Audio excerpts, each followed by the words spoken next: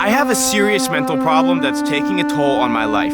I really like first generation Mustangs. I like to buy them, I like to drive them, I like to work on them, I like to paint them, I like to restore them, I like to smell them, I like to sit inside of them and touch myself. A couple weeks back, you guys watched me transform this 65 coupe in 12 hours. I got it running, driving, stopping, and slammed all in one day, but I didn't finish it right. The good news though is that I've since fallen in love with it and named it Blueberry. So in this video, I'm finishing this Mustang right and lowering it even more to hopefully have the world's most slammed 65 Mustang. So I say, let's get to work on that.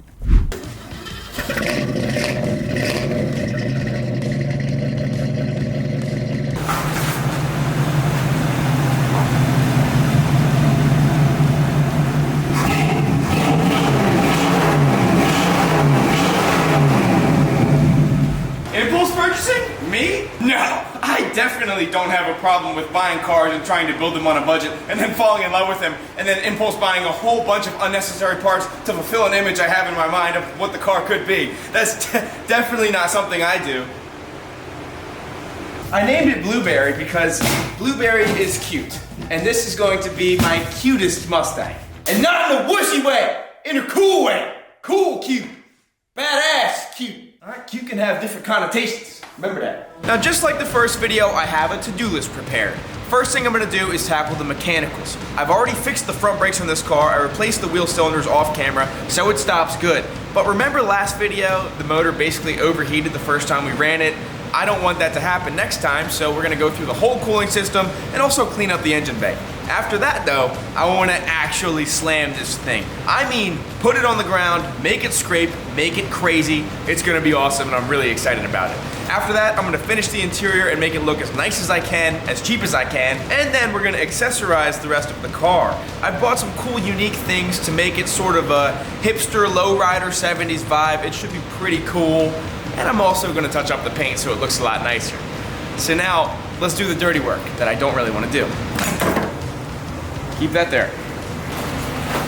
Wow, that's impressive that I missed. There's a lot of pressure on that.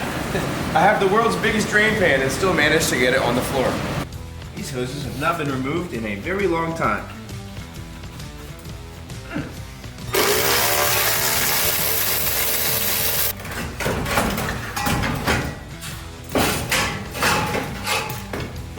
One radiator out.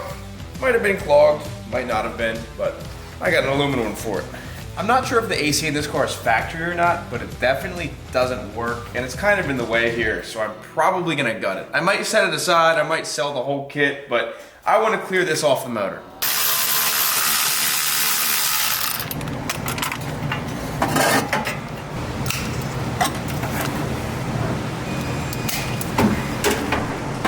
One piece to the puzzle removed.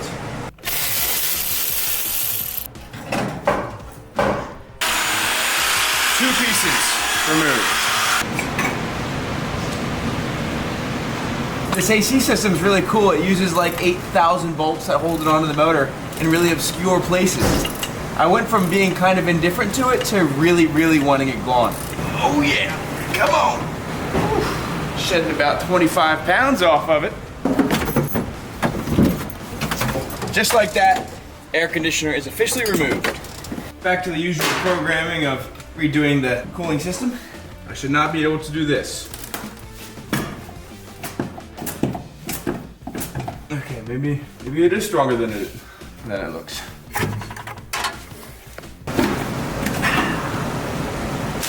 One final heater hose. Two. Whew! Got it. Officially got it.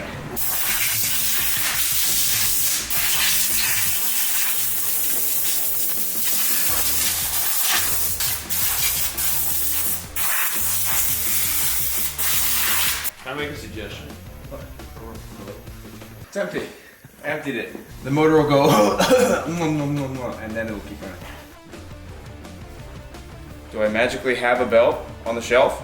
Yes, I do. A brand new belt. Don't even have to buy it. Awesome. Now let's just scrub it down the best we can, wipe it down, maybe hit it with some paint, but we'll see. Cameraman and I just scrubbed and scuffed and blew off the whole motor. So now I'm gonna wash it down with brake clean and touch it up with spray paint.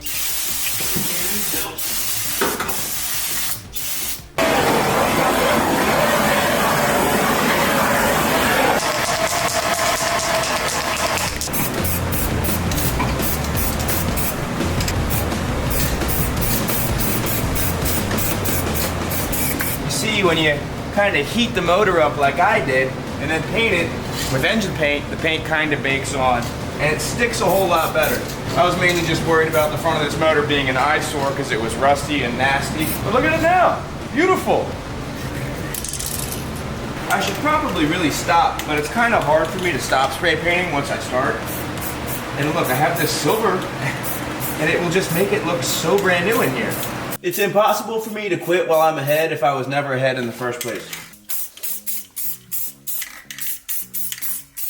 As you can see, I'm effectively using the piece of cardboard and the dirty microfiber to mask while painting.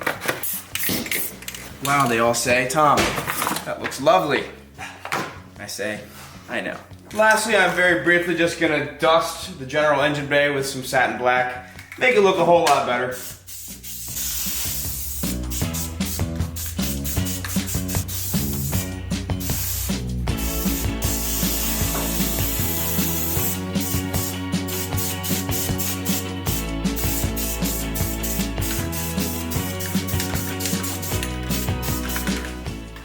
Perfect! I got the fan, which I've also spray painted, along with the pulley, and I'm gonna start reassembling. And this thing's looking like a new car already.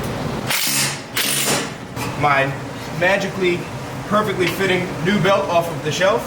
Because the alternator mounts it to the AC bracket, I ended up sealing one of the spacers from it and adding a random one, and it's gonna work perfectly. I got Amazon's finest aluminum radiator. I had the same one in 8-ball and it stays nice and cool, so I'm gonna use it in this. Look at it, it's gonna fit perfectly.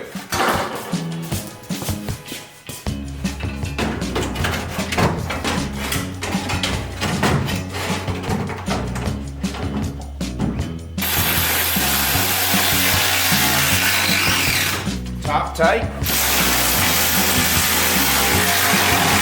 Just like that, installed. This car did not have a thermostat in it at all, so I went upstairs in the parts bin and found one of unknown age or origin. So now I'm gonna test and see if it works with a torch. I'm not gonna get it overly hot, but hopefully it opens up once it reaches 160 or 180 or whatever it is. Oh, look at that. Look at that, you see that? Popped open right there. It's a little dirty inside. I think it'll work. I could just go to the parts store and buy another one, but this one was free and it took 0 time to retrieve. So now I'll watch and see if it closes back up, and if it does, I'll probably put it in the car. Should I squirt some WD-40 in it, make sure it doesn't get stuck? Is that not a good thing to do to thermostats? Just make sure this is not gonna be a sticky thermostat. We should dump ice water on it. Yeah, we got a winner. It works. You think I should put it in? I'm using it. Continuing with the theme of being ill-prepared, I have to make my own thermostat gasket because I don't have one. So I have the universal paper gasket here that I am expertly cutting to fit. And thankfully I have lots of silicone too to really seal the deal. Beautiful, lovely. Now, we have our thermostat. We have our custom beautiful gasket. Got silicone on there. Got my perfectly made beautiful gasket that hopefully will not leak, but it might. And I'm gonna lather it up with more silicone. And I mean a lot of silicone. And it totally won't ever leak, ever. Now that I have way too much silicone on this, it is ready for install. I'm replacing all of the hoses. These are silicone, got them from CJ Pony Parts. These are the heater hoses. I also got rat hoses, and I'm replacing all of them. My least favorite part about this is ducking up under the dash and connecting these to the heater box because they suck. Got the heater hoses installed under the dash. Probably the worst part of the whole job. These silicone hoses are actually really nice. Thankfully, before starting the engine, I realized that the mechanical fan is gonna hit my new hoses just kind of because of the size of the rad. So I'm gonna pull the fan off, and if I have one that is smaller, I'll use it, but if it's not, I'll just put an electric fan in it. Oh, let's take this out. I do not think this one is any smaller. No, it is the exact same size. And I don't have any other ones. I didn't have the right bolts, so I cut the bolts and created studs, and now I can put the pulley back on. Mounted with my custom studs. Check that out. That's awesome. Got a knee fan in it, and the top hose tight. Just gotta wire it now. I'm at the point now where I can wire the fan in, and I've connected everything except for the fan's trigger wire. If you look in here, I've got the relay and the fan grounded to where the relay mounts on a nice bare metal spot. I've got the fan powered by this short little power wire, and the last thing I haven't wired yet is the switched source. So to test it, touch it on the battery, it works. And it's blowing the right direction. So now all I have to do is find a switched source or whatever I plan to use to trigger the fan, run that wire, and it'll be done. We didn't have any toggle switches, but we did have this little red switch here, so I'm not really gonna mount it. I'm just going to tuck it away in the coin holder for now, but I believe our electric fan is done. Let's test. The battery's not hooked up. I was about to say, there ain't no way my wiring didn't work. Tempted.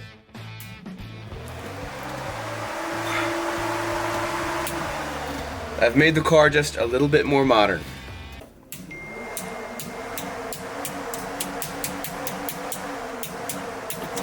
Alright, let's do more important things. Fan's all wired up, I'm topping off the coolant. Looks like we do not have any leaks, so I'm just gonna fire the car up, let it get up to operating temp, make sure seems fine, seems cool, no problems, then we'll move on.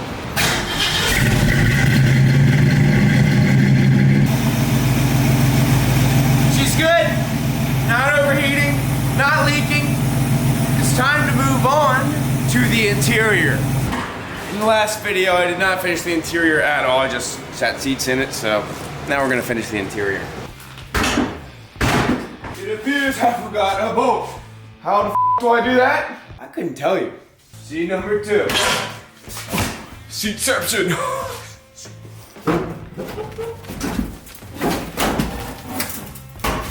Mustangs are so easy to take apart and put back together. It's just screws and bolts. Same goes for most old cars.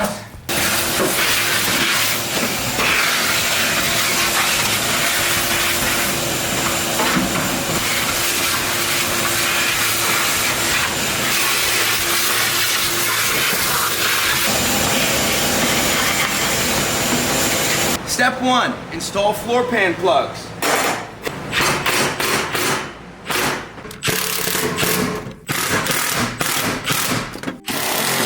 Done. I have found interesting treasures in the change holder. Haven't opened this yet. A Pirates of the Caribbean bucket watch. It's actually from Disney World, so it's probably worth like $1 million. Cold sore treatment. Previous owner had herpes. Good to know. A hearing aid. Previous owner was and old. Moist towelette. Triple antibiotic. Triple antibiotic. Moist towelette. Triple antibiotic.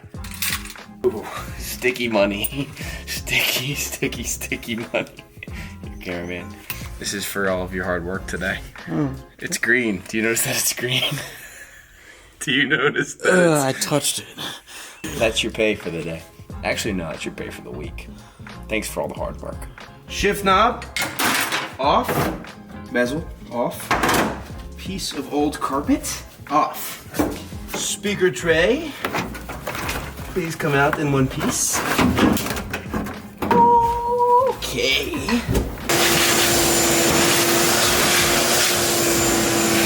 I know it's not very nice, but I will still be using it.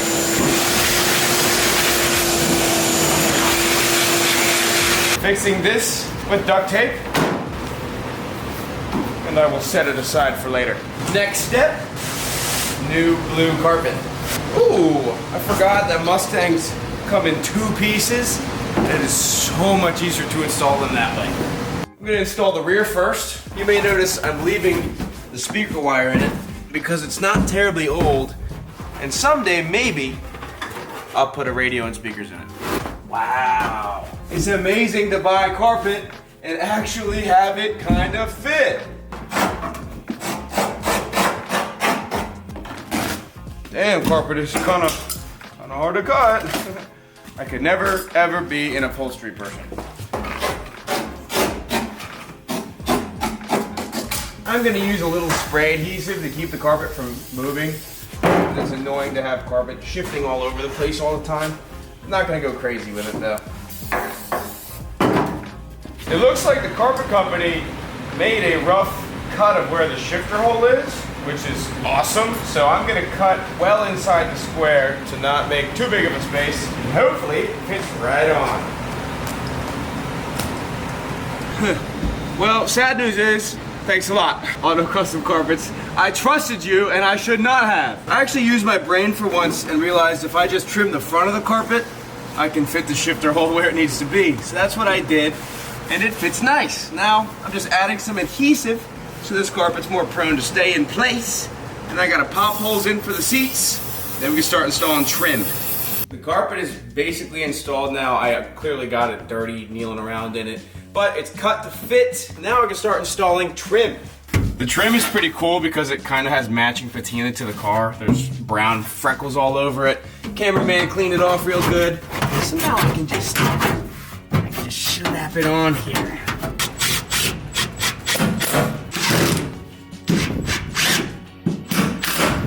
Got a kick panel here. Ooh! Door sill plates.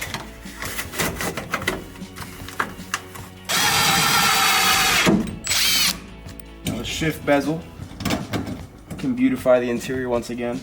Did you guys know noise complaint was originally an automatic? I had the same bezel in it.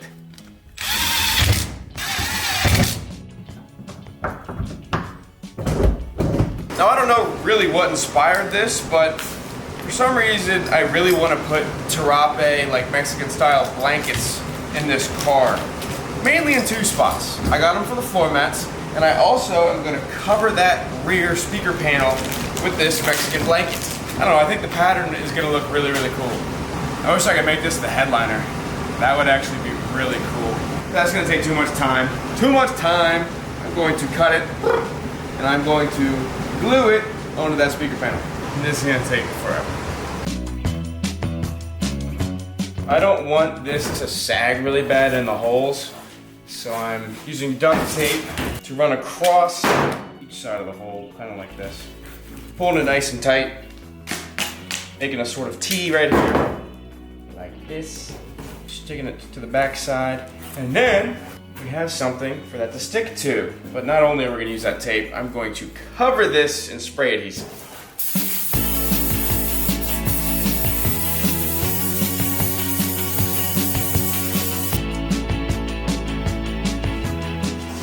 Oh, we're getting creative out here. Remember, you too can buy a $15 Amazon Terape and add it to your interior. Cool. I basically did a perfect job, and I'm basically gonna put it in like this. Oh yeah, that looks festive as hell. Hell yeah. I'm gonna leave the tassels too. Next, back seat. Tears and all. Oh yeah, this is cool. Before I put the front seats in, I bought a new bezel for the cluster because they're really cheap and really easy to swap, and they look so much better than this yellow crap. Boom.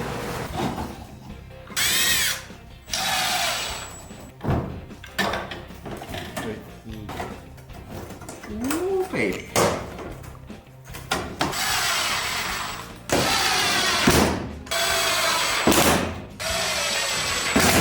Do you guys see the little bit of like patina on the Speedo numbers? That actually looks really cool behind the new chrome. I am not mad. I believe I have broken the speedometer cable. Okay, so much for having a working speedometer. Oops. I'm not even mad though. Not like I'm gonna be driving this thing fast anyways.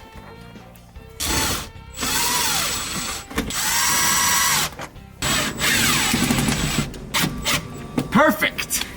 Getting my dirt off the new carpet.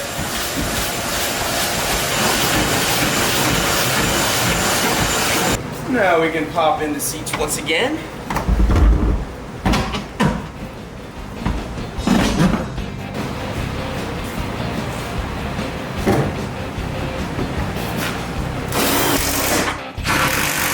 Seats installed.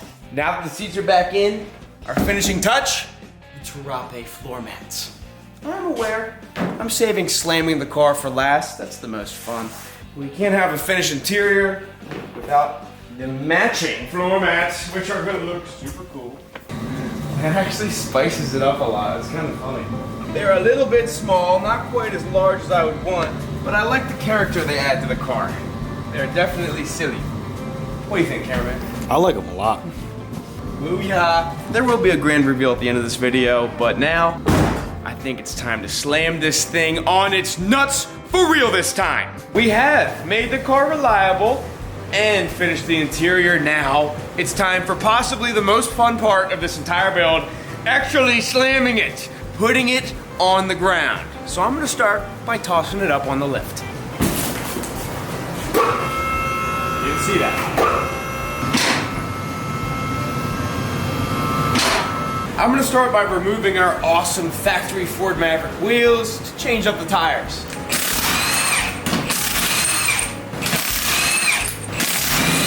Now the tires on these rims are in pretty good shape, but the problem with them is they're a little bit too wide. You can see they have a little bit of bubble here.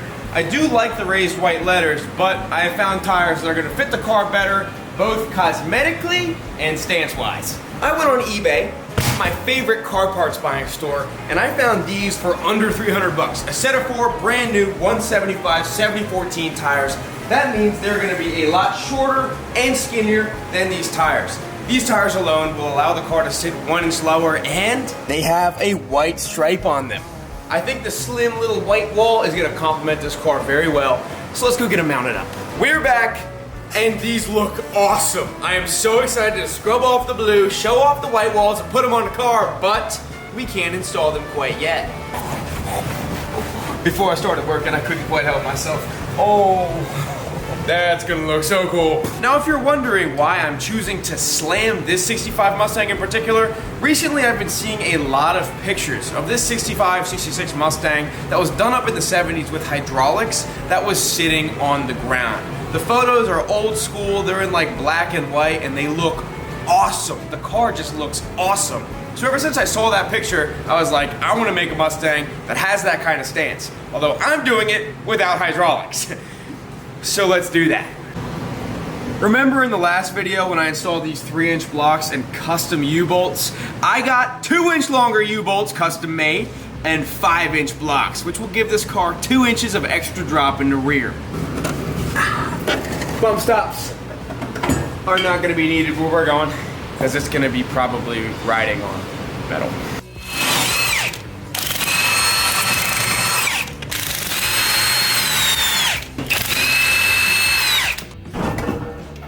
Lift can come down, old blocks can come out. I didn't show this in the first video of Blueberry, but I actually had to modify the 3-inch drop blocks before installing them. The reason being, these little centering pins on the drop blocks. The leaf spring perches on these 65 Mustangs have large holes for the dowel pins, so if I were to just put it on like this, over time it could wiggle and make the actual crab walk. So, on the 3-inch blocks, I welded a nut to it and then sanded the nut down until it fit in there, which honestly was not an efficient way of doing it. So on these blocks, I'm just adding some welds around the dowel pin to enlarge it. It doesn't have to be much larger than this. I think this will work. So, let's keep welding.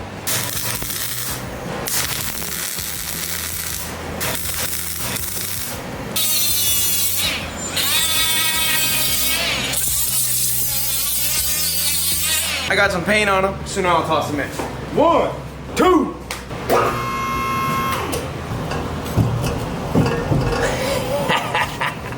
Definitely gonna have to cut the exhaust off. Now I can install my new and improved U-bolts, along with the shock plate. I'm so glad I found a shop that can make these. I'm gonna be asking for U-bolts all the time. Lowering the car this way is really nice because I don't have to mess with the shocks at all, and the shocks will still work because we're not touching the leaf springs and we're not touching the shock plates. All we're doing is raising the rear up.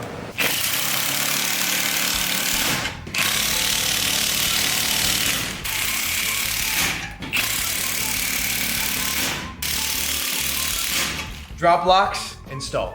Now, out of curiosity, I'm gonna lower the car down onto the jack so that the weight is being held by the rear and see if anything hits. Oh, actually seems like everything clears somehow still. Honestly, aside from this tailpipe hitting, I don't think it'll be bad. Now, lowering the front should be just as simple as popping out the springs we cut, and if you remember in the first video, I cut the original springs on the car way too much and it had a rake, so I took the old springs out of 8-ball and cut them a little bit less. So to lower the front, probably level to the rear, I'm gonna start by just installing the original springs that I cut too much off of, and we'll drop it down to the ground and see how it looks. It's time to toss on these, which I'm very excited about alone. Oh, no. Oh, dude, she about to be classy.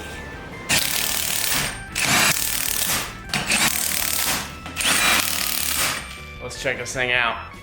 Now I'm gonna take these exhaust clamps off that have nothing to do with the exhaust. They've just been hanging here since I bought it. That's been bugging me for a while. I love these wheels so much already.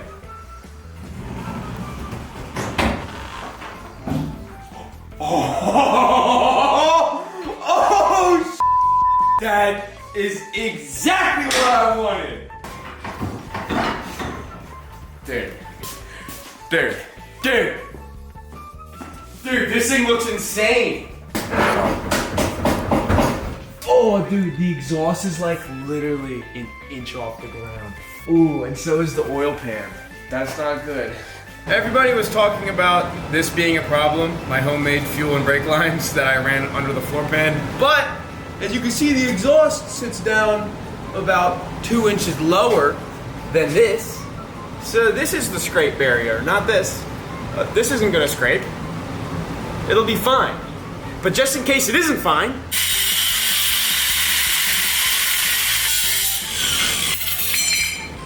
I'm not doing anything funky. Fuel and brake line protector that I will tack right here. I'm not doing that. That would be crazy and dumb.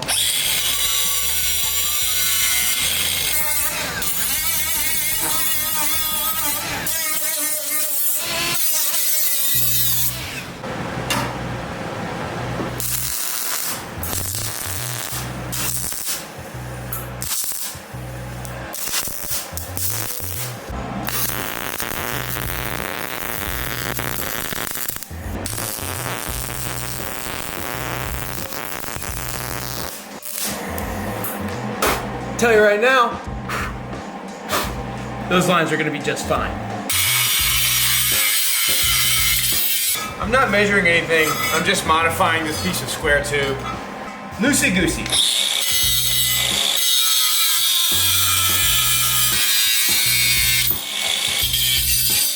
Okay, now, hopefully, I can take this, go up to the cross member,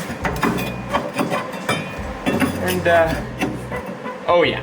I can weld it to this so it has some sort of skid plate lower than the oil pan and lower than the trans pan. As goofy as it may be, I'm going to weld this sort of on the bottom at a pointed angle so I can get good weld penetration on the front and the back to minimize the risk of this thing ripping off.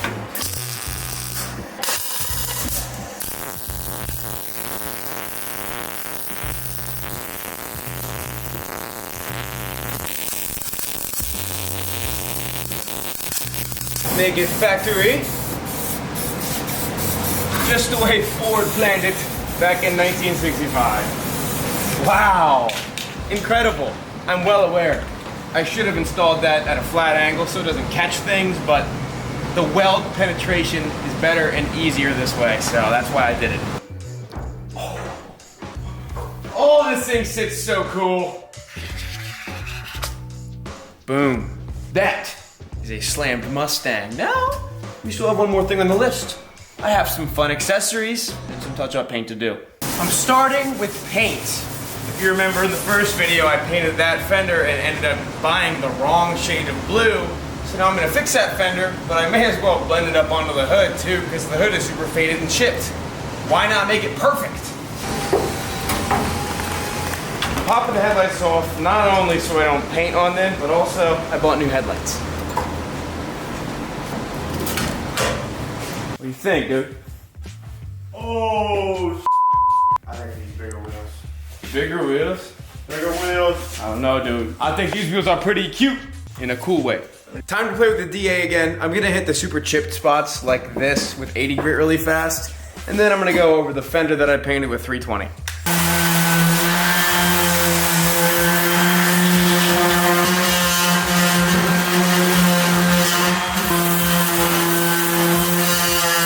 Now I got 320.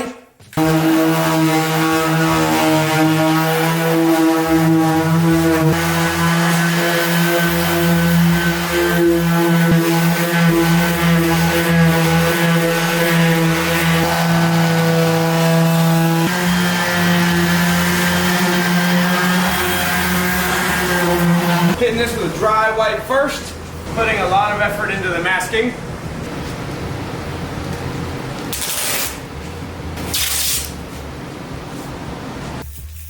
Now I can do some prepping.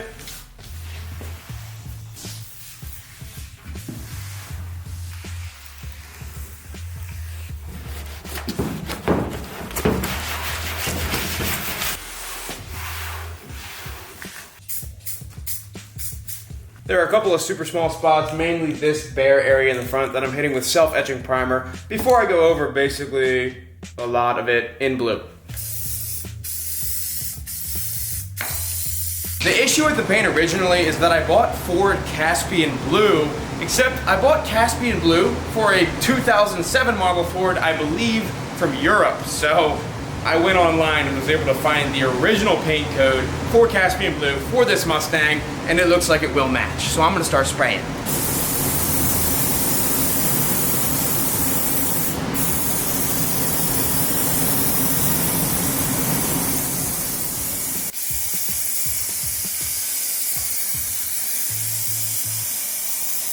That looks a lot closer.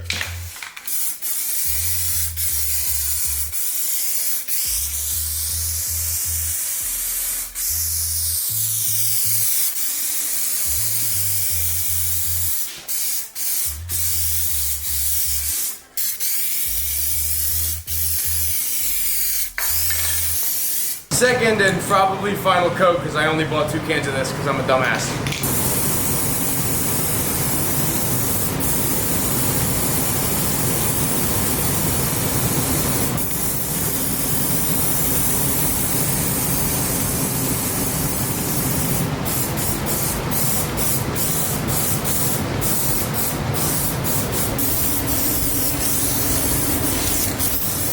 This paint came out awesome.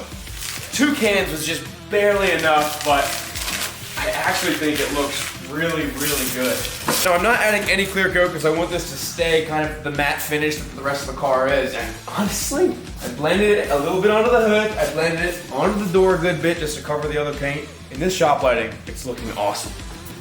Oh, dude! Dude! Dude! It looks really good. Now I'm ready to add knickknacks. I have a lot of knickknacks for the car, a lot of finishing touch knickknacks, customization, accessories, things that I've wasted a lot of money on. But first, I have to fix where I did not mask. That's what lacquer thinner was invented for, by Jonathan Lacquer. Created by Jonathan Thinner when he painted his buggy when he was blind. Distilled this, he tried to drink it and he died. But thankfully his brother, Lacquer, took some and was like, man, I wish I could sell my stupid dead brother's buggy. And he accidentally splashed a little bit on it before he started drinking it and died. And then their sister, alright, never mind. Put this on, you're taking in too much.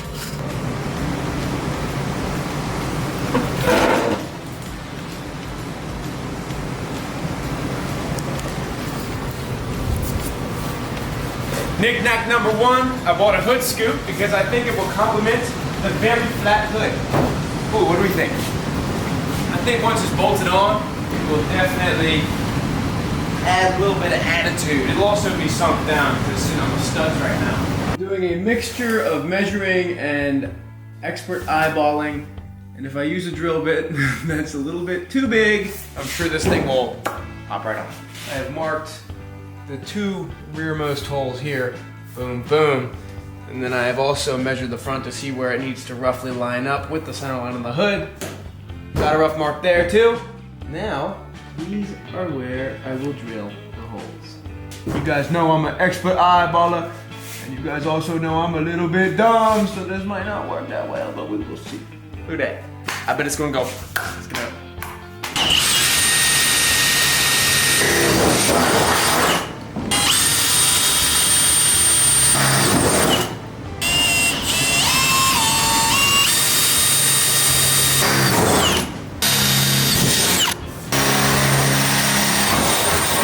Perfect.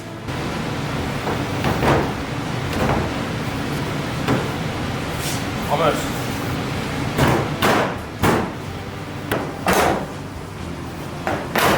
Let me massage the holes a little bit, okay? It's close. It's not a big deal. It's just close.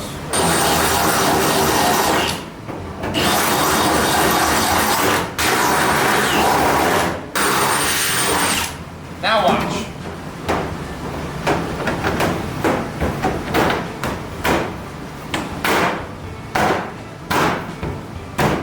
Henry Ford could have put that in himself. I would say, okay, good job, Henry. Now I just gotta bolt it down. Oh, oops. You know what would really complement these gold valve covers? This knick-knack, real deal. Vintage Moroso gold valve cleaner. Funny story about this lid and base. One of my bestest friends, Sean, and I have been gifting this to each other back and forth for 8 years, probably. I bought it at a swap meet for like $15, and I never did anything with it, so then I gave it to Sean for his birthday. He never did anything with it, and then I think he gave it to me for my birthday, and we've just been giving it back and forth. So I will not ever sell this car with this, but it complements it perfectly. First time this has actually ever been on a car. That looks great. Now tighten down the hood scoop.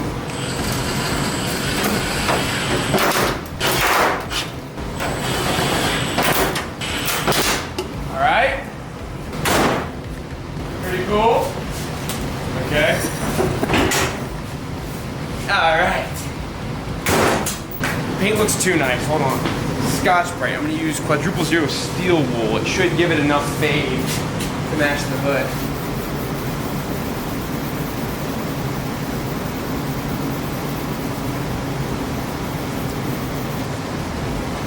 That's cool.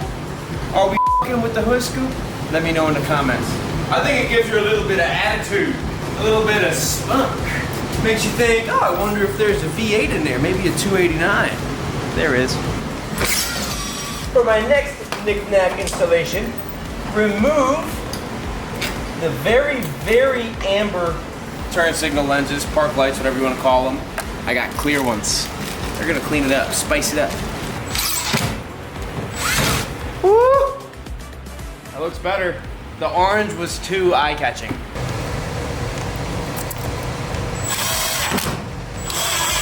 Next, get the headlight buckets out of the way. I'm really excited about these. Sealed beam tri-bar LED headlights. Oh, they're gonna look cool. Now, do they fit? That is the question. Not fairly.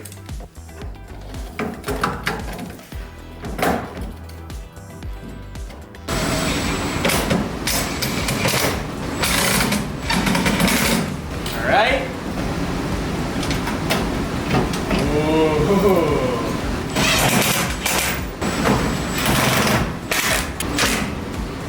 That looks pretty slick. Do they work? Oh, they're not LEDs, I'm stupid. But they still look better. Wow, look at that. One more knick-knack. This is something that I kind of definitely totally impulse bought, but it crossed my mind, and I just think it will fit the car properly. Whoa! For all of my traveling I plan to do in this thing, we got a luggage rack. I didn't know they made these until very recently, and soon after I realized they made them, I bought one. That totally works. Oh my God, dude, why does that work so well with the car? The trunk lid, I'm really not worried about drilling into because it's rotted out. Look at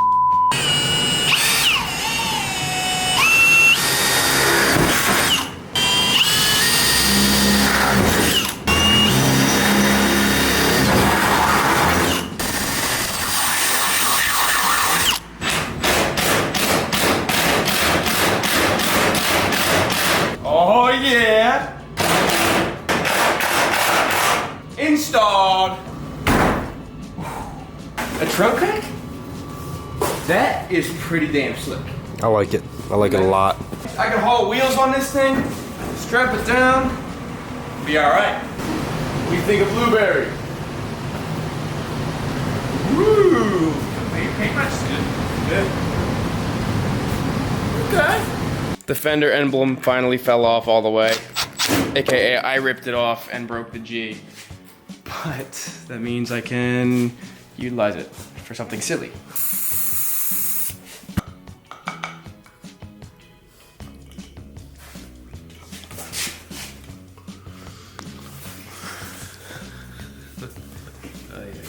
Ay. This thing's awesome!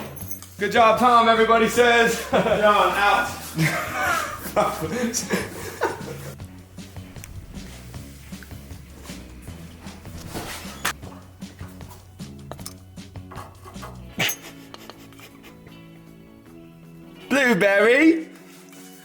Blueberry.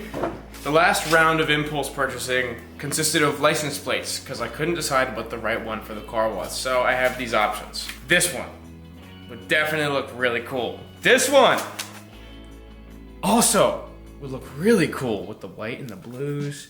This one makes a lot of sense. It's between these three. There's also this honorable mention, which is actually vintage. Cameraman? I like thoroughbred. Honestly, I'm kind of leaning towards thoroughbred too. The cursive is classy, like the car. The white complements the white walls, although they're all white. I like Ford thoroughbred. That's cool.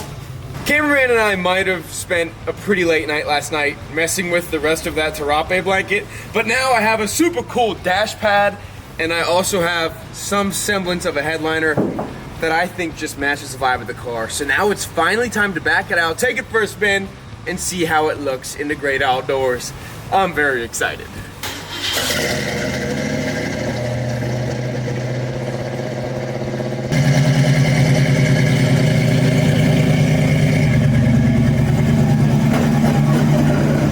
My homemade skid block is basically sitting on the ground.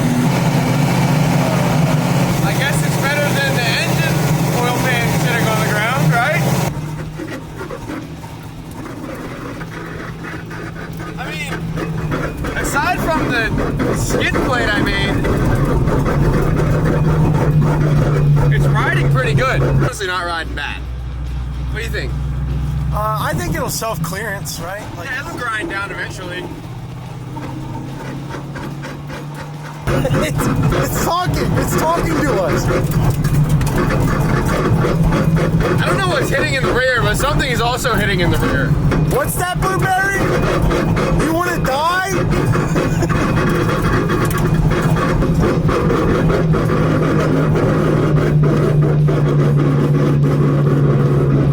Let me check real quick and make sure I'm not destroying anything else. As bad as it sounds, it's good that that's on. Because if not, I'd be destroying the oil pan right now. I hate to say it, but I might have to raise the front end up an inch or so.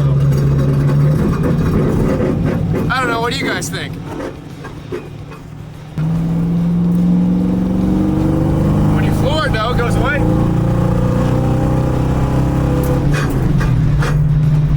What a beast! Blueberry!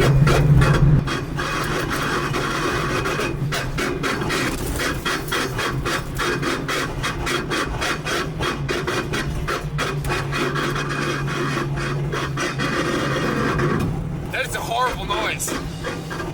If you're still watching at this point, that's kind of surprising because it sounds terrible.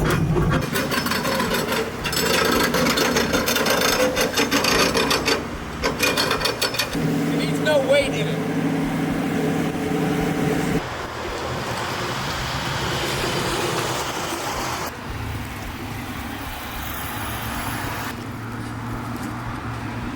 On the road again. Just can't wait to get on the road again. Life I love is making music with my friends. aside from this horrible noise, it's driving really well. I know it sounds bad and all. I know it sounds broken and everything, but it's working great. Oh yeah, if you just kind of ride on the edge of the road, it's fine. Oh my god. Folks, we might have done too much. Beauty is pain. That's all I gotta say. Let's see what Blueberry's got.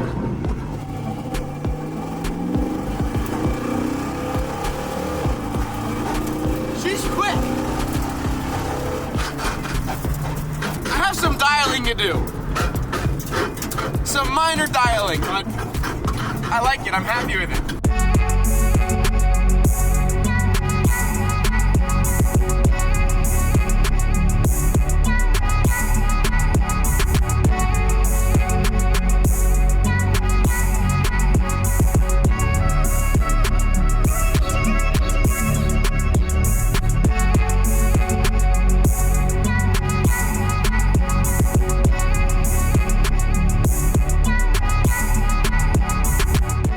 We've made it back to the shop, and I'm just letting the car run with all the doors open and the heat blasting to try and bake out whatever mouse nest is stuck up in the heater box, because I don't feel like removing it. But I just want to take a moment to say, I know that I'm obsessed with first generation Mustangs, 64 to 68.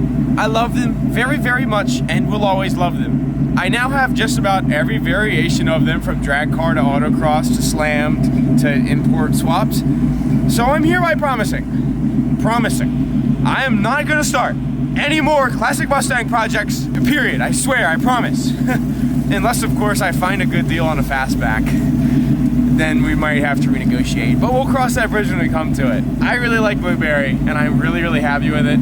I know what to do to fix the skid problem. I made that skid bar way too low to the ground, so I'm gonna cut the bottom of it off and then fab up a little skid plate to protect the oil pan. And then I'm actually probably gonna drop the rear down another inch, which will level it out and keep it from nose diving. So it's gonna scrape, but not as bad. I'm gonna do that off camera or possibly on Patreon. Oh, it's Tom from the future. There's a real possibility I might have dropped this car down 2 more inches in the rear, straight piped it, and rebuilt my skid plate, all of which will be on an upcoming Patreon episode. So if you wanna see more Blueberry, you might wanna go subscribe. So guys, thank you for being along for the ride. This is a really fun project that I kind of went and nerded out on, and Impulse bought a bunch of stuff, so thanks for being here. Let me know if you enjoyed it. Let me know what you want to see. I always love listening to your comments. I love you so much. Check out Speedy's Equipment if you want some mufflers, because they are in stock. Check out Tom's Refurb.shop if you want some really nice merch, because we got new stuff there. And of course, check out Tom's Refurb on Patreon, because I got basically a new car on there every single week, one that you've never seen, and I do all sorts of fun stuff with them, and it's all uncensored. You can go have a lot of fun right now. You can go pay $5 right now, less than the price of a cheeseburger, and you can enjoy dozens of hours worth of content. Something to think about. It's cold. It's really, really, really, really, really cold. So, love you guys. I'll see you soon. Real soon. In fact, 7 days from now soon. Unless you're on the Patreon. Just kidding. Maybe. Are you cold, cameraman? Bye!